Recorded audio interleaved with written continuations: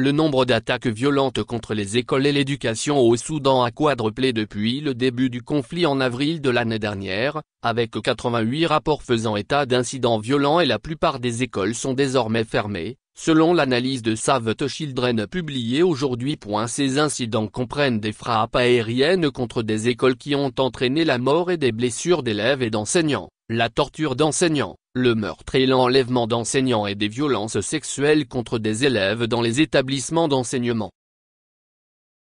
D'autres incidents incluent l'occupation d'écoles par des groupes armés, l'utilisation d'écoles comme installation de stockage d'armes et des combats dans les locaux de l'enseignement.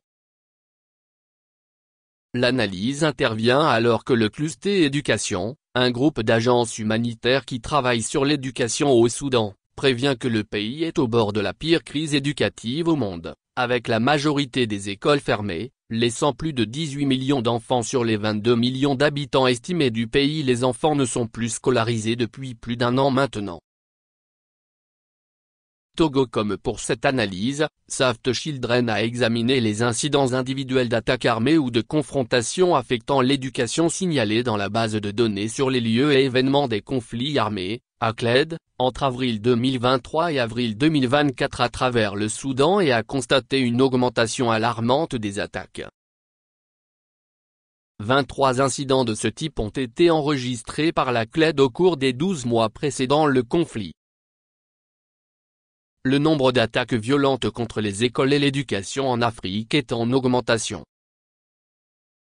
En février, une analyse similaire réalisée par Save the Children avant la 37e session ordinaire de l'Assemblée des chefs d'État et de gouvernement de l'Union africaine, UA, à Addis Abeba, en Éthiopie, a montré une augmentation de la violence affectant les écoles, les enseignants et les apprenants dans les pays de l'Union africaine, avec 411 cas signalés, ce qui représente une augmentation de 20% en 2023.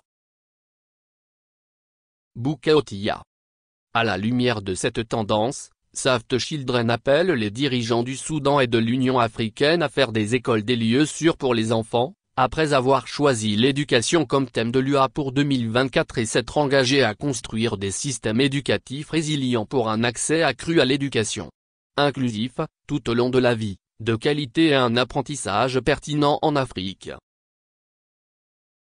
AD, 13 ans, a été déplacé avec sa famille d'Omdurman, dans l'état de Khartoum, vers Atbora, à environ 320 km au nord-est.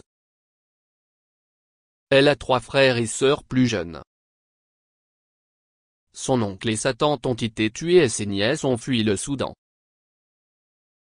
Sa famille a perdu contact avec son père dans le chaos du conflit.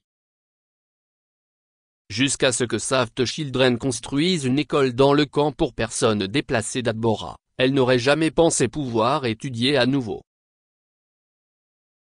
Crunel a déclaré, « Je souhaite être architecte quand je serai grande. » À la maison, nous avions des installations et l'électricité, et je pouvais marcher, jusqu'à l'école, et étudier en toute sécurité. Mais ici, j'ai peur quand je marche dans la rue, pas comme là-bas, chez moi. Ce n'est pas seulement la vie des enfants qui est en jeu, mais aussi leur avenir. Des millions d'enfants continuent de voir leur éducation perturbée, leurs écoles étant détruites par les bombes, transformées en abris pour les familles déplacées, ou l'apprentissage interrompu lorsque les enfants fuient, a déclaré le Dr Arif Noor, directeur national de Save the Children au Soudan. Le Soudan est confronté à l'une des plus grandes crises mondiales. Environ 25 millions de personnes, soit la moitié de la population du pays, ont besoin d'une aide humanitaire, selon l'OCHA de l'ONU. Les noms des enfants ont été modifiés pour protéger leur identité.